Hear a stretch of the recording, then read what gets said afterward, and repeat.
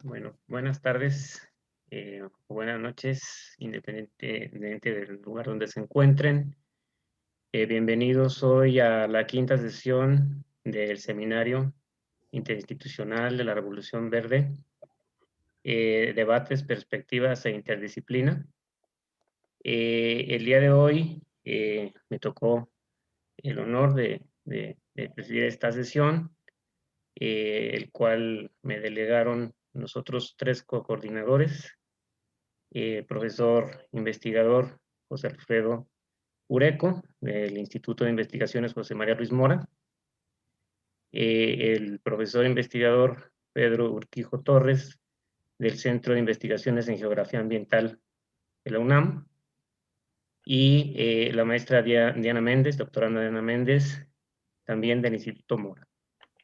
En esta sesión vamos a contar con la ponencia del doctor Carlos Eduardo Reborati, que nos va a hablar sobre la soja en Argentina y en Uruguay. A su vez, comentará la ponencia el doctor Gerardo Bocó, del Centro de Investigaciones de Geografía Ambiental de la UNAM también. Bien, en esta ocasión, si me permiten un momento.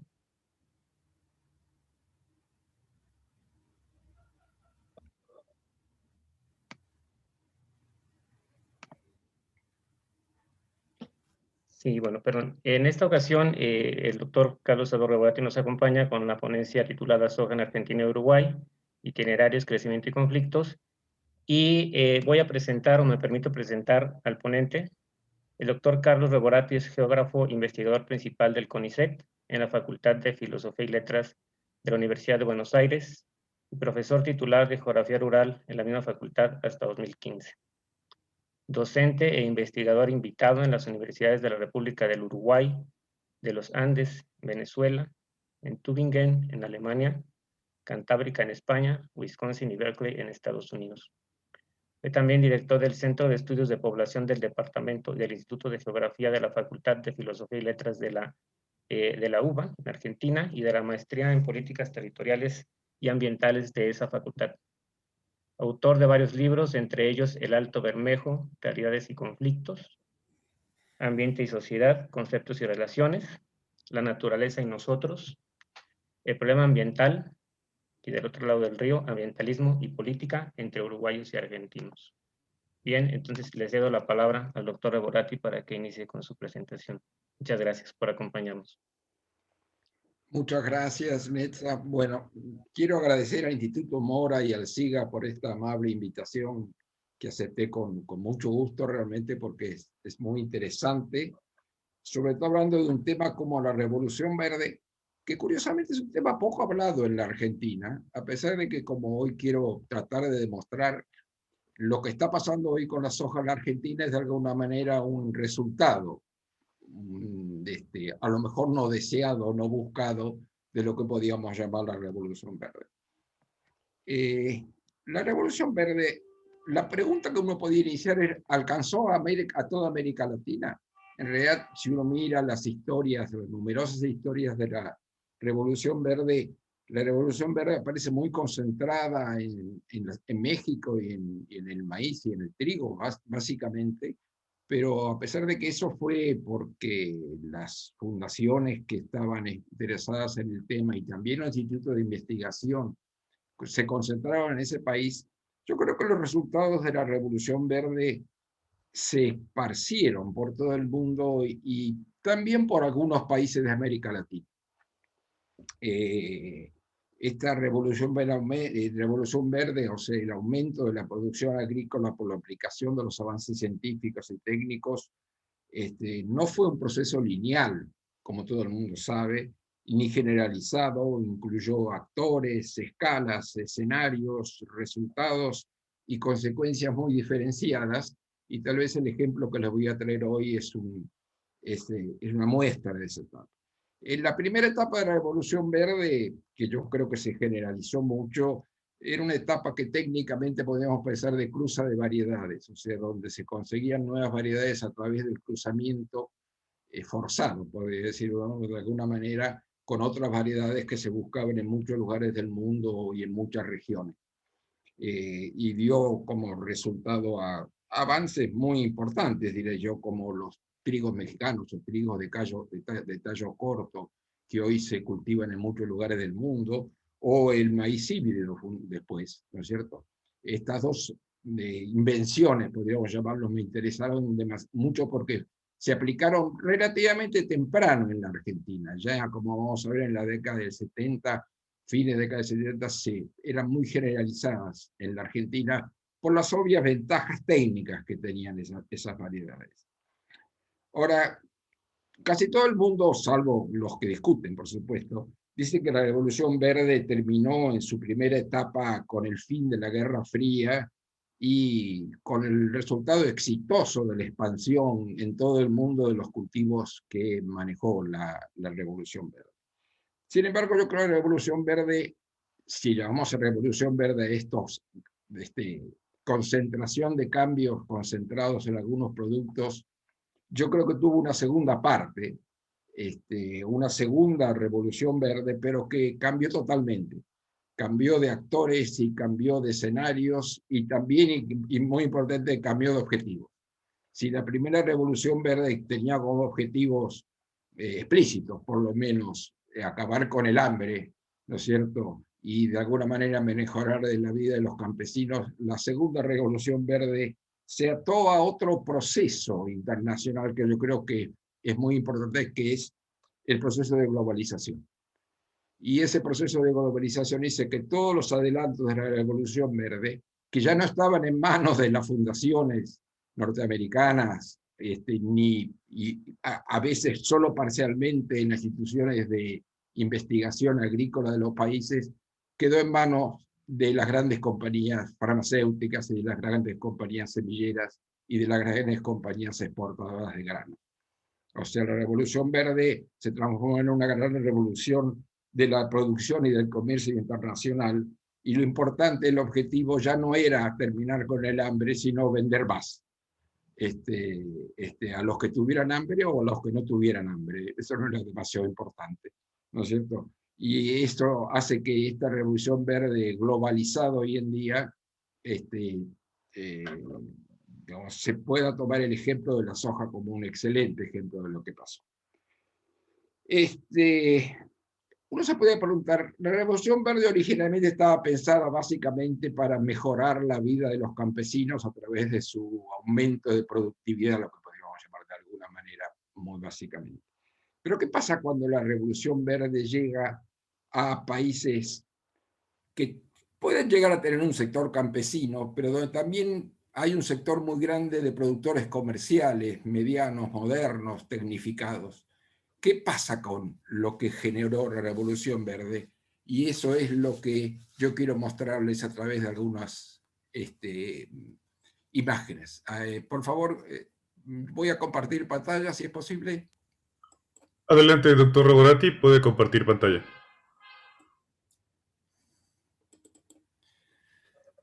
Acá tenemos a nuestro actor principal, la soja. Como se dice en Argentina, la Argentina está cubierta por un mar de soja, de alguna manera. La soja tiene como escenario, básicamente, yo diría un ecosistema. El problema es cómo hago para pasar al otros, perdóname por esta ignorancia, ¿cómo hago? Porque no me responde el sistema para pasar a otra diapositiva. Dando un clic sobre su presentación, doctor Reborati, y luego utilizando las flechas de su teclado, debería poder avanzar. Ahí está, perfecto. La expansión de la soja en Argentina se dio en primer lugar en esto que es la gran llanura pampeana que se extiende por Uruguay y el sur de Brasil, una zona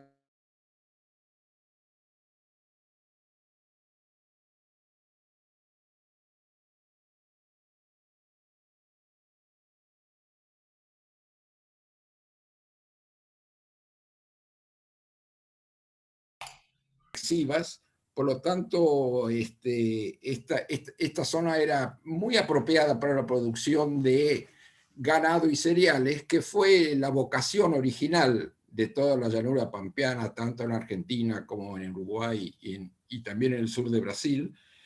Primero a través de la producción de carnes, bovinos y después ovinos también, y después a partir de principios del siglo XX con la producción de cereales, que eran producciones dirigidas a, yo diría,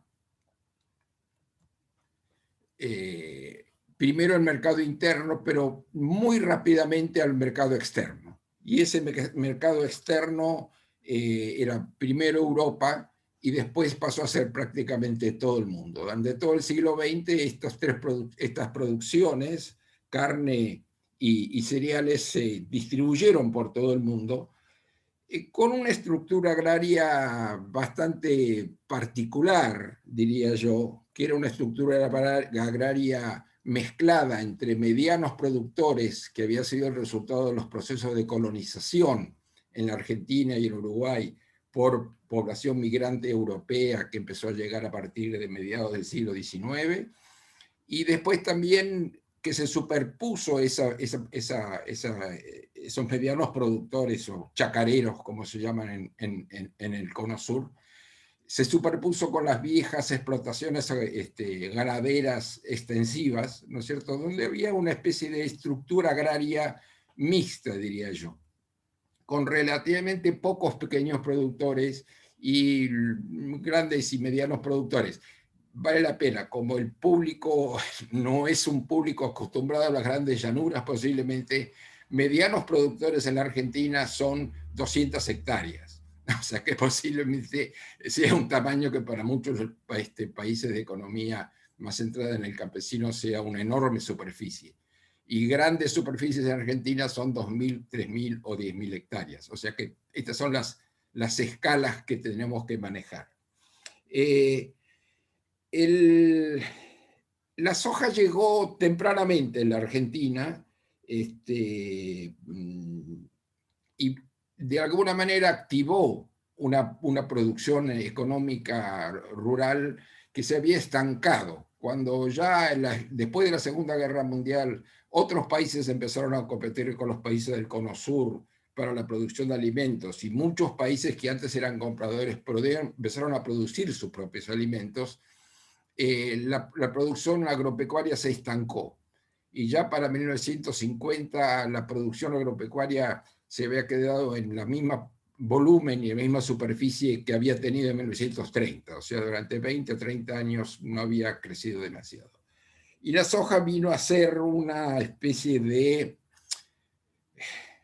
solución para la cosa argentina. La soja llega en la Argentina un poco por casualidad. Hacia, digamos, 1970 se produce la crisis de la anchoveta peruana, ¿no es cierto? Y eso genera que la Argentina empiece a tener problemas para alimentar el ganado con alimentos balanceados, y aparece la soja por ahí en 1973, 74, ¿no es cierto?, como una posibilidad. La soja prácticamente no se producía en la Argentina, nadie conocía lo que era la soja. Creo que en 1970 la gente hablaba de soja y pensaba en comida china solamente, ¿no? O sea, era la única forma, el único conocimiento que tenía de la palabra soja. Ahora bien, los productores, digamos, adoptaron muy rápidamente la semilla de soja traída de los Estados Unidos, y hay que decir una cosa importante, ahí fue el gobierno que tuvo un papel muy importante cuando en 1974 mandó una comisión a Estados Unidos para conseguir semillas de soja, y a partir de ahí esas semillas traídas empezaron a distribuirse muy rápidamente. Y el cambio importante que se ve acá, fíjense ustedes, hay tres mapas. En el primero, a 1995, fíjense que entre 1995 y 1996 hay una expansión grande de la soja que tiene que ver con una cosa muy importante. En 1996 se aprueba en la Argentina el uso de semillas genéticamente modificadas. el resultado de esta nueva revolución verde de la que les estaba comentando recién. Esas semillas genéticamente modificadas, que se llaman semillas RR en la Argentina, relacionadas a la palabra Roundup Ready, generadas por Monsanto, y más tarde el maíz BT, eran semillas que tenían una particularidad. La soja es una planta que es muy susceptible a los agroquímicos. Por lo tanto, hasta 1996 en Argentina, para producir soja, cada uno de los productores tenía que aplicar diferentes tipos de agroquímicos según fuera la plaga o las malezas que estaban llegando. ¿Por qué? Porque la soja no soportaba, digamos, agroquímicos generales. Y justamente Monsanto inventa, a raíz de modificaciones genéticas, una soja que acepta el glifosato sin ser destruida.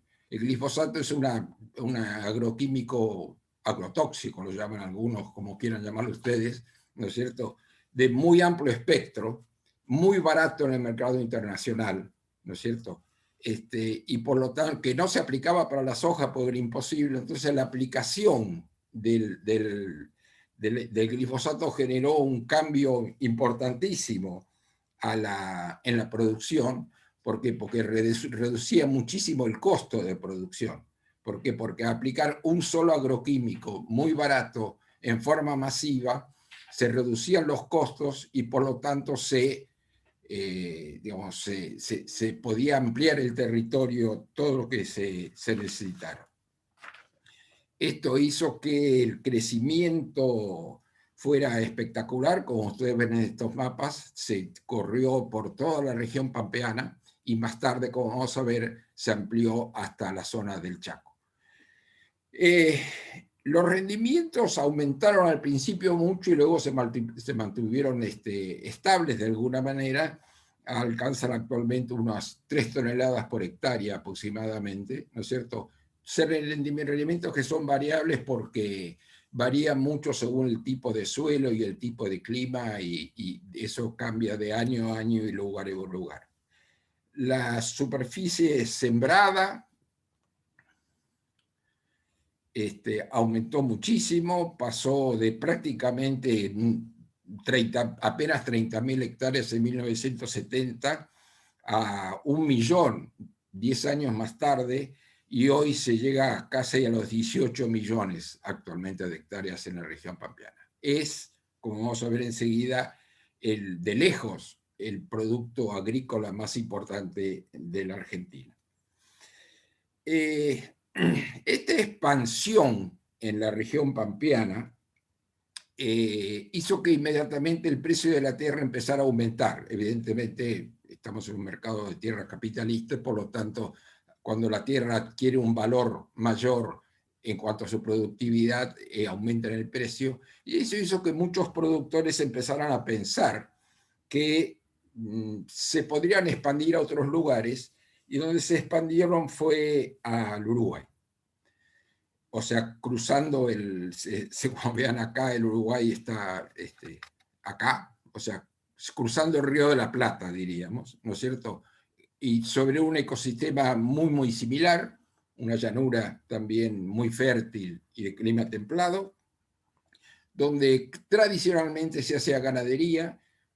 Uruguay siempre fue un país ganadero, digamos, muy fuertemente ganadero, que había empezado a tener un crecimiento cerealero tardío, y que además en los últimos 20 años había tenido una expansión muy importante de la producción forestal, dirigida a la producción de pulpa de papel para la exportación. Sin embargo, a pesar de esta especie de competencia que había con otros usos de la tierra, el éxito de la soja fue también muy, muy grande en Uruguay, y se expandió por el sur oeste del Uruguay, cubriendo todos los departamentos de Uruguay que bordeaban justamente el río Uruguay para la facilidad de transporte de la soja. En 20 años, diría, empezó prácticamente con el nuevo siglo, la expansión sojera de Uruguay. De prácticamente no hacer soja, hoy en día se llegan a casi 2 millones de hectáreas en Uruguay. Fíjense el dato de la expansión en la Argentina de la producción sojera fue realmente muy rápido. ¿Por qué fue tan rápido? Porque técnicamente la soja es un producto para los productores pampeanos acostumbrados a producir cereales relativamente fácil de producir. No necesita modificaciones demasiado grandes en cuanto a la maquinaria, se puede utilizar la misma cantidad de tipo de maquinaria. Es un cultivo que produce relativamente grandes ganancias con relativamente poca inversión. Para que tengan una idea, hoy en día una hectárea de soja para la región pampeana está produciendo una renta entre 200 y 300 dólares por hectárea, que es muy alta, si consideran, como vamos a ver ahora, que el tamaño promedio de producción sojero son 300 hectáreas. O sea que realmente, digamos, la renta que produce la soja es muy elevada. La soja se produjo en la Argentina a partir de un sistema tradicional de producción cerealera, que era la roturación de los suelos, con el combate mecánico de las malezas. Eso es una forma muy tradicional. Y eso cambió totalmente con la llegada de la soja. La soja produjo un cambio de lo que se llama en la Argentina el paquete tecnológico muy rápido. Se abandonó la rotura de los suelos por lo que se llama la siembra directa, o sea, que es una especie de reproducción de la vieja forma campesina de sembrar con el palo cavador, o sea, donde una máquina ya muy grande hace un agujero en el suelo y deposita la semilla y lo vuelve a tapar, ¿no es cierto?, sin que se produzca una rotura en la estructura del suelo. Esta siembra directa además estaba acompañada del uso más moderno de cultivos de cobertura. Todo el año está cubierto el suelo. Cuando se cosecha la soja se planta otro producto.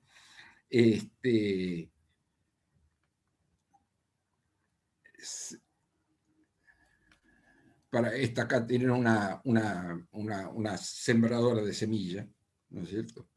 Esto se acompañaba con una cosecha absolutamente mecanizada. La mano de obra que utiliza la producción de soja es muy escasa y es una mano de obra especializada.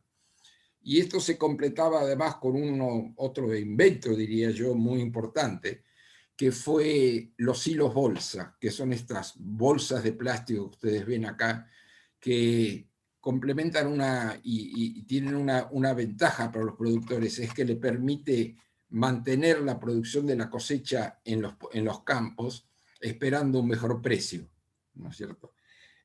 Todo este paquete tecnológico, un paquete productivo con la soja, hizo que también lo acompañaran de alguna manera otros productos. La soja no reemplazó totalmente a los productos originarios de la región pampeana, que eran el trigo y el maíz, estos que aparecen acá con rayas verde y roja.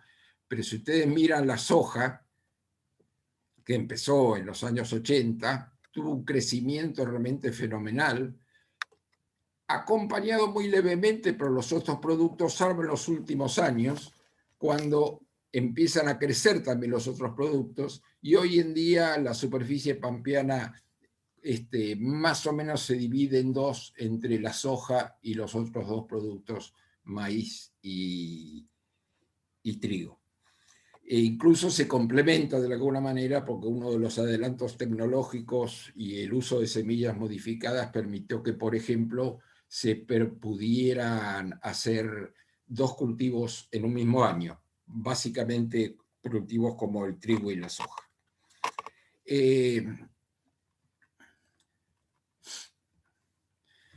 Esta soja está engarzada en un sistema de producción de valor muy importante. La soja, la mayor parte de la soja no se vende como semillas solas, sino que es industrializada para producir aceite y harina de soja que se exporta, y en estas enormes producciones, industrias, que son esta, como es una industria aceitera en la región pampeana, que produjo una serie de cambios muy importantes en la estructura geográfica, diría yo, de la región pampeana, donde de alguna manera se urbaniza o se industrializa el campo. Esta fábrica que ustedes ven acá está en medio del campo, realmente, ¿no es cierto? Hizo cambiar el paisaje pampeano totalmente. Esta cadena productiva se continúa con la exportación a través del río, del sistema del Plata, ¿no es cierto? Y termina en una cantidad grande de países, ¿no es cierto? Básicamente hoy en día Asia. Ahora que bien, cuando en algún momento en la región pampeana se saturó, ya no se podía aumentar más la producción sojera, y por lo tanto lo que hicieron los grandes productores sojeros es expandirse hacia el norte, hacia la región del Chaco. El Chaco es una llanura, semiárida o semitropical, diría yo, subtropical, cubierto por una vegetación como la que ven acá, de árboles espinosos y algunas matorrales, ¿no es cierto?, que tiene una desventaja con respecto a la región pampeana, que tiene un clima con muchas menos precipitaciones, y las precipitaciones están concentradas en el verano y el invierno es totalmente seco. Estos inconvenientes que tiene para la producción de soja, de alguna manera se equilibraban porque la tierra en el Chaco era una tierra muy barata, que estaba ocupada por grandes explotaciones muy extensivas ganaderas, que estaban absolutamente dispuestas a ser compradas o arrendadas por los productores sojeros, que traían muchos capitales desde el sur, y eso hizo que la expansión al Chaco fuera realmente notable. Esta línea roja que ustedes ven acá marca el límite ecológico del Chaco. Hasta acá, yo diría yo, hasta el 2000 llegó la soja, y a partir del 2000 se expandió hacia el norte, hacia la frontera con Paraguay y la frontera con Bolivia, ¿no es cierto?, sumando unos 3 o 4 millones de hectáreas más al cultivo. Esta expansión al norte fue relativamente importante desde el punto de vista, digamos, productivo, muy importante desde el punto de vista del impacto que generó, como vamos a ver enseguida, pero hoy en día, a pesar de la expansión hacia el norte, como ustedes ven en este gráfico, la mayor parte de la soja, salvo este pequeño trozo en color marrón, se produce en la región pampeana. Ahora bien, ¿cuáles son las consecuencias de la soja? La soja tiene una serie de consecuencias importantes. Las primeras son económicas, evidentemente. La soja produjo a algún sector de la sociedad argentina grandes ganancias, y también le produjo grandes ganancias al Estado. Para que tengan una idea, hoy en día la soja está produciendo entre 30 y 40 mil millones de dólares por año al Estado argentino. Y la soja se ha transformado, sobre todo el aceite de soja, se ha transformado en el primer producto de exportación de la Argentina. Cosa que, como vamos a ver, genera algunas complicaciones en cuanto a pensar en modificar algunas características de la producción sojera. La soja produjo algunos efectos sociales muy evidentes. Por ejemplo, la soja produjo una concentración bastante grande de la tenencia de la tierra. También produjo una concentración, digamos, muy particular. En la región pampeana empezaron a aparecer unas estructuras agrarias conocidas como pool de siembras, donde capitales de orígenes urbanos, no solo de grandes ciudades, sino de ciudades medianas, de comerciantes, por ejemplo, alquilaban tierra para producir soja durante 2 o 3 años y luego la devolvían o se la alquilaban a otra persona. O sea, empezaron a producir aparecer grandes productores sojeros que no eran dueños de la tierra, sino que alquilaban la tierra por un tiempo y después se mudaban a otro lado. Eso, más la presión por la compra de la tierra para los pequeños productores, hizo que se produjera una especie de aumento de lo que podríamos llamar el éxodo rural. Un éxodo rural bastante particular, que en algunos casos es el éxodo rural clásico, donde la población se va porque no tiene trabajo o tiene problemas, sino que se da un éxodo rural muy particular, es que de productores medianos que tenían 200, 300 o 400 hectáreas en la región pampeana se mudan a las ciudades y viven de rentas, alquilando su tierra. Un éxodo rural bastante particular. Eso reactivó también a muchas ciudades intermedias y pequeñas de la región pampeana que recibían rentistas y recibían industrias y recibían servicios relacionados a la producción sojera. Incluso en algunos lugares del Chaco aparecieron ciudades nuevas relacionadas directamente a la producción sojera. Ahora también, esto también produjo efectos negativos, que yo creo que es lo importante para una última parte de esta charla. La soja, digamos, es vituperado por un lado o llamada por otros como, digamos, la muerte o la cosa así, y llamado por otros como el rey soja o la reina soja porque le ha producido a la Argentina una gran cantidad de riquezas. El primer impacto evidente negativo que ha tenido la soja es su expansión hacia el norte, que generó un efecto, un proceso de deforestación. Como ven ustedes en esta imagen satelital, todos estos predios con forma geométrica son deforestaciones hechas para producir soja, ¿no es cierto? Esa deforestación es atroz desde el punto de vista del manejo ambiental. Se introducen grandes caterpillars o tractores en el bosque que tiran abajo los árboles luego se concentran en cordones y se queman, ¿no es cierto? Realmente el espectáculo es dantesco, este tipo de cosas, y el impacto ambiental, y yo diría también sobre la imagen de la soja fue muy, muy negativo. Este proceso de destrucción del bosque chaqueño fue de alguna manera no neutralizado, digamos, fue tamizado por la aparición de leyes muy específicas de manejo del bosque, que tuvieron su efecto, aunque dirían, todo es muy discutible en el caso de la soja. ¿Qué otros efectos negativos ha tenido la soja? Bueno, la soja, como se produce en grandes superficies, y para bajar los costos, los productores lo que hacen es la fumigación de agroquímicos, sea de fertilizantes o para el combate de las malezas o de los insectos, se hace muchas veces por avión. O sea, las superficies son tan grandes que se puede fumigar con avión, no con fumigadoras terrestres, y esa fumigación también por problema de costos muchas veces es bastante descuidada.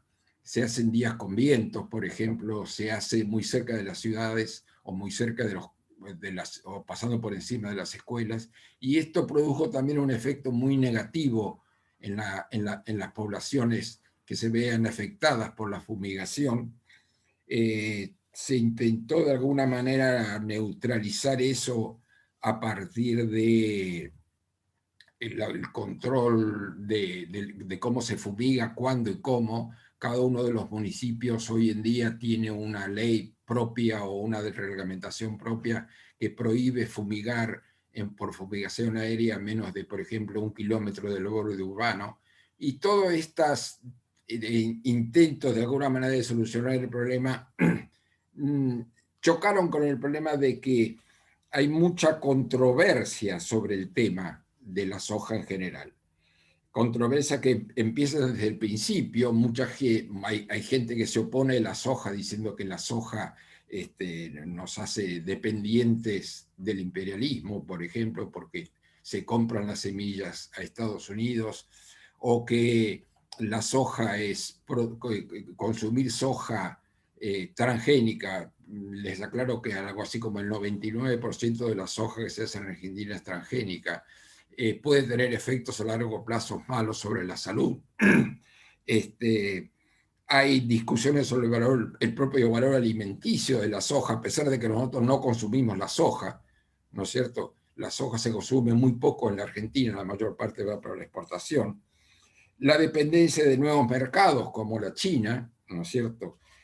Bueno, el uso de agroquímicos, evidentemente, la discusión sobre el tema de las patentes, o sea, Argentina no tiene patentes de soja genéticamente modificada, a pesar de que la soja es autógama, o sea que los propios productores pueden producir su propia semilla, ¿no es cierto? Y se la guardan, pero cada tanto compran, entre paréntesis, esto produjo una cosa muy particular, en algún momento Brasil tenía prohibido la producción con soja transgénica, y empezó a verse que desde el sur, sobre todo desde los estados del sur, empezaban a llegar a grandes cantidades de soja transgénica, y resultó que era soja llevada de contrabando desde la Argentina hasta Brasil, y el impacto fue tan grande y el movimiento de los productores sojeros a favor de la soja transgénica fue tan grande que finalmente Brasil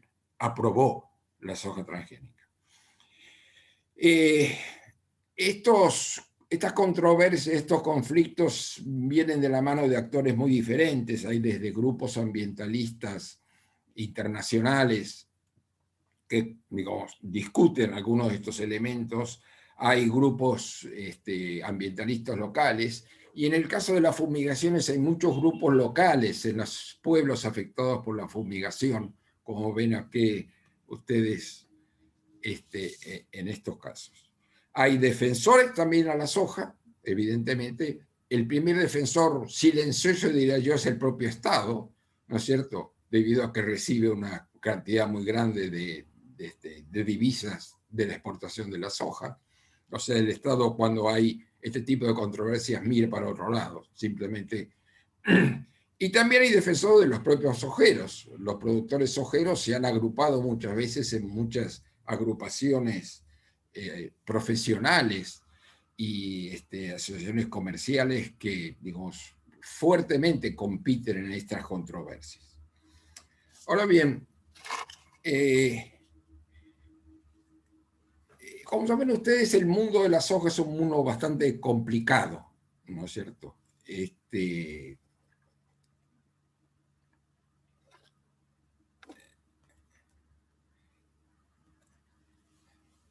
Y podríamos llegar a una especie de conclusiones que no son conclusiones de alguna forma. Este mundo agrario, productor de soja,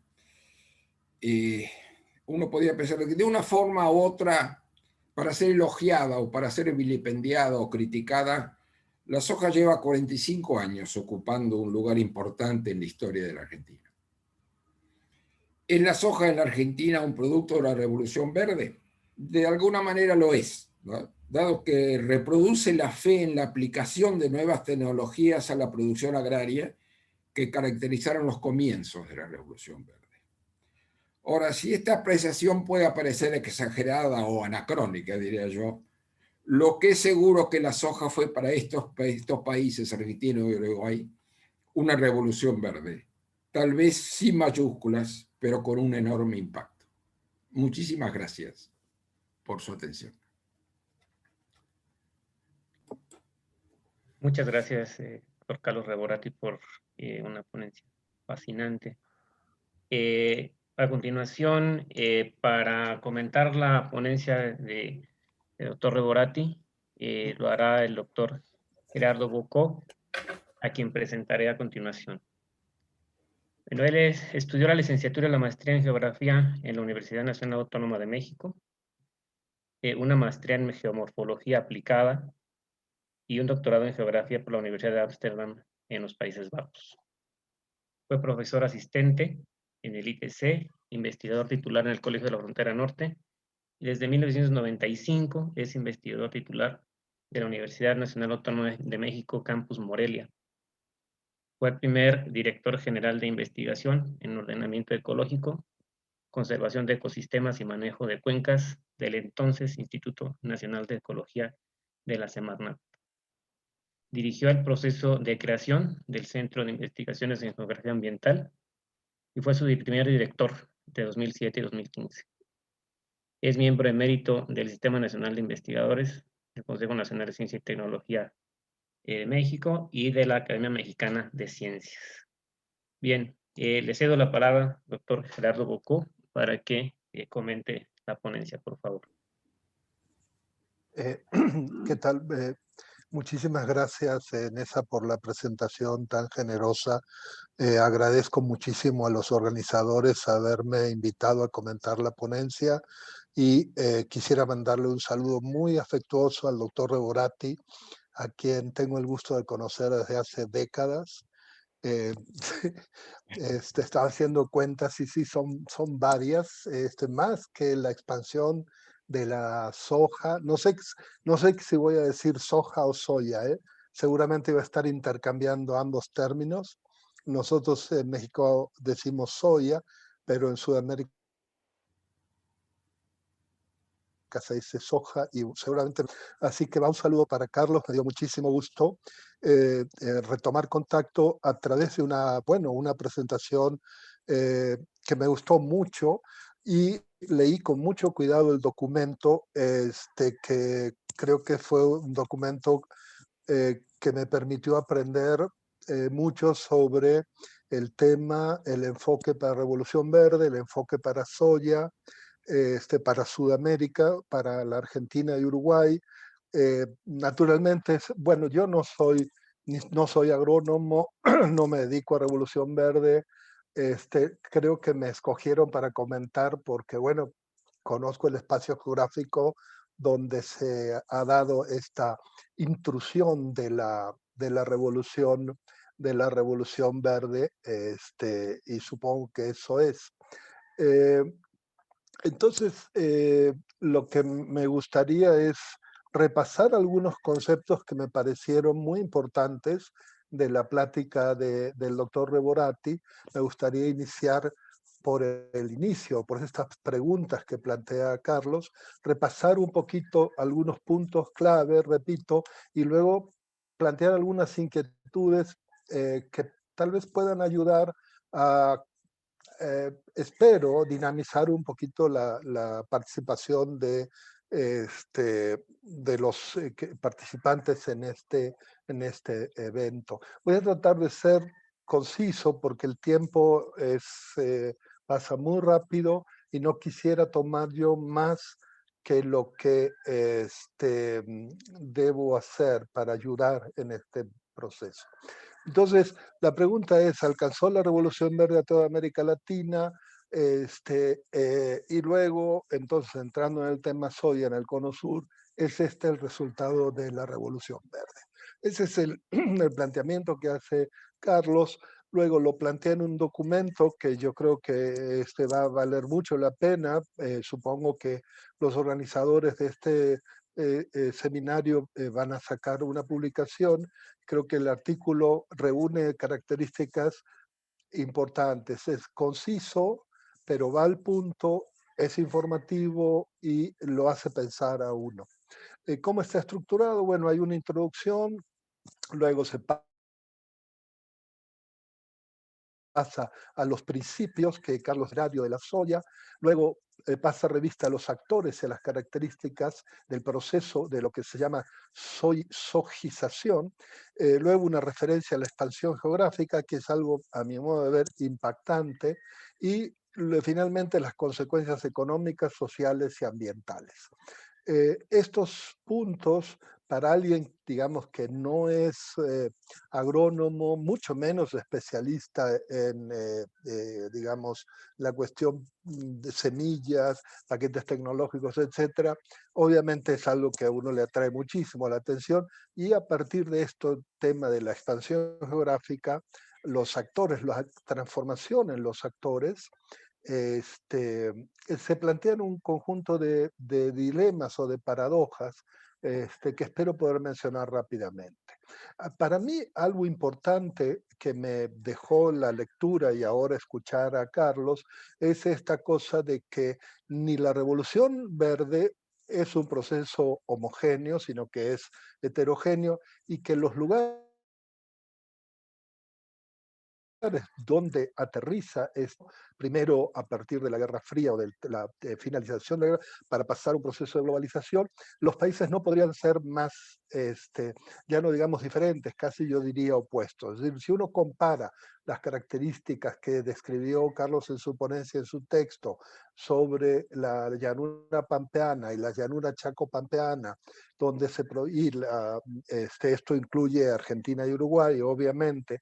Si uno compara, por ejemplo, con México, Centroamérica, que fue, digamos, ahora sí que la joya de la corona de la Revolución Verde en América Latina, las diferencias no podrían ser más importantes, ¿no? Entonces, en el trabajo, se pasa en su descripción del papel de los consorcios internacionales, de la cruza de variedades a la manipulación genética y de una primera idea de convertir el hambre a un negocio internacional. De las semillas propias a los complejos semilleros comerciales, los paquetes productivos, las transformaciones tecnológicas y ciertas características que posibilitan que la implantación del proceso de instalación de la soya como un sistema productivo tenga ciertas características dadas por el ambiente físico-geográfico de la llanura pampeana y las características sociales de sistemas productivos ya muy bien establecidos, trigo, maíz, ganadería, más una red de transporte que es algo impresionante, que permite que la implantación de este modelo productivo de la soya se dé sin requerir transformaciones profundas desde el punto de vista de la producción. Y esa es una paradoja, porque por el otro lado, como comenta Carlos en su ponencia, en su texto, el proceso desencadena un conjunto de transformaciones sociales que son extremadamente importantes, ¿no? Entonces tenemos eso por un lado, destaca aquí la importancia del terreno, del uso del terreno y de la tenencia de la tierra, cosas en las que yo no, digamos, no había puesto mi atención de manera así puntual. Entonces, el hecho de implantar este sistema acompañado con toda la agrotecnología más el agronegocio que supone, se da de una forma relativamente no traumática, y eso explica el paso, digamos, de 40.000 hectáreas a casi 40 millones de hectáreas en algo así como menos de 50 años, ¿no? El otro punto, entonces, bueno, en este proceso se produce una transformación de las sociedades rurales en la Argentina, la transformación que mencionó Carlos, cómo cambian los núcleos urbanos, cómo se reagrupan la población, cómo se transforma este proceso de abandono de las zonas rurales a una reapropiación de las zonas rurales, incluso en núcleos urbanos, proceso que para nosotros en México sería algo no muy fácilmente incorporable para nuestro medio. Nosotros aquí lo que tenemos es un proceso de desagrarización, desruralización, con gente que se va o bien que se queda, pero deja de ser un productor agropecuario. Entonces son procesos completamente diferentes, ¿no? Entonces, estos cambios en la estructura social, en los asentamientos humanos, a mí me parece algo así como similares en cuanto, no en cuanto al tipo de cambio, sino en cuanto a la magnitud del cambio, a procesos que tienen que ver con temas tales como lo que se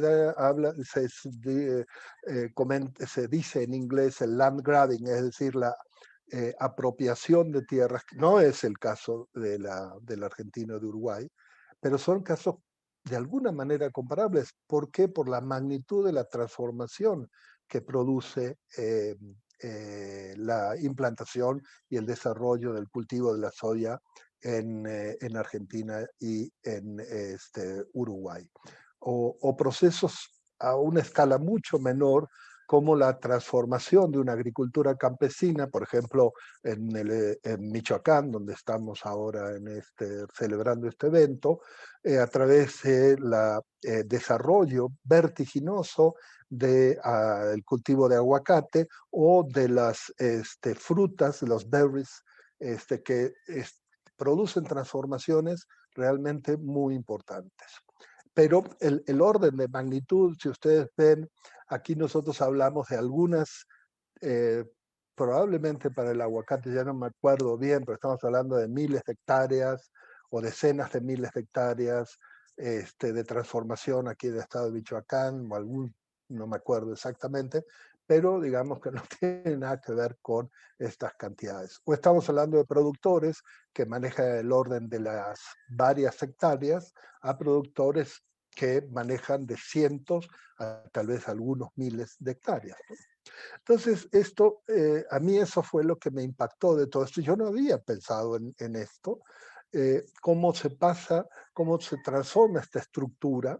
Recuerdo claramente un mapa que tiene un amigo, que es el mapa de la red ferroviaria que existía, bueno, ahora ya está fósil, porque han sido levantados esos ramales, pero todos los ramales convergiendo hacia los puertos que mencionó Carlos a lo largo del río Paraná y finalmente Buenos Aires y también al sur de la provincia de Buenos Aires, ¿no? Entonces, todas esas transformaciones me parecen algo, digamos, muy, muy impactante. Rebasa el tema del sistema productivo desde el punto de vista agropecuario, sensu estricto.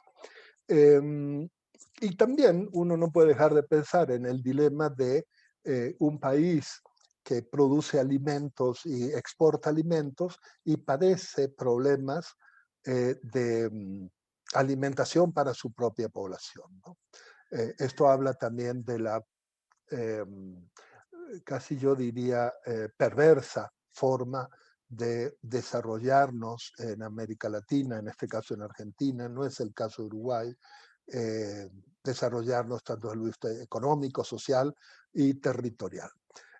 Y el otro tema con el cual Carlos termina, y yo creo que también voy a terminar para no tomar mucho más tiempo, tiene que ver con los impactos a nivel ambiental, tanto por la cuestión deforestación como por el uso de agroquímicos, y las reacciones que esto ha generado. Las imágenes que mostró el doctor Reborati de estas máquinas desmontando un bosque, me corregirá el doctor Reborati, pero hasta donde yo recuerdo se trata de la zona de mayor biodiversidad de los ecosistemas y los biomas en la Argentina. Es un bosque que sería más o menos equivalente a la selva baja caducifolia en México, bosque estacional, zona semiárida con una gran variabilidad de la precipitación, una estación seca muy marcada. Sí es cierto que las características no son tan favorables para la producción de cualquier producto agrícola, soya, maíz, trigo, lo que sea, pero evidentemente por las transformaciones económicas que ha producido, o sea, casi una intervención, una cirugía mayor en el sistema agrario productivo en la Argentina y en Uruguay. Entonces,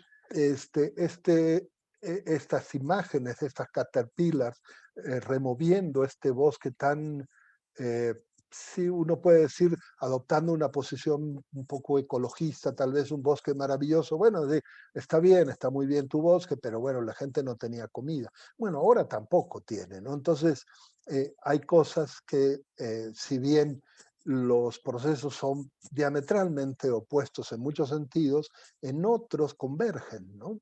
Es decir, estamos hablando de la generación de riqueza, pero una desigual distribución de la misma, con un costo ambiental muy alto y con un costo, como declaró Carlos, sobre la salud pública que puede ser importante, tanto desde el punto de vista del agroquímico a la hora de fumigar, como del uso de glifosato, cosa que en México se ha retomado de otra manera porque hasta donde yo recuerdo, creo que la Argentina no es centro de origen, no sé si de yerba mate, pero en México el tema del maíz como centro de origen plantea una confrontación muy fuerte con el uso de OGM, de organismos genéticamente modificados, y los paquetes tecnológicos que estos requieren, más los negocios que acompañan todo esto, ¿no?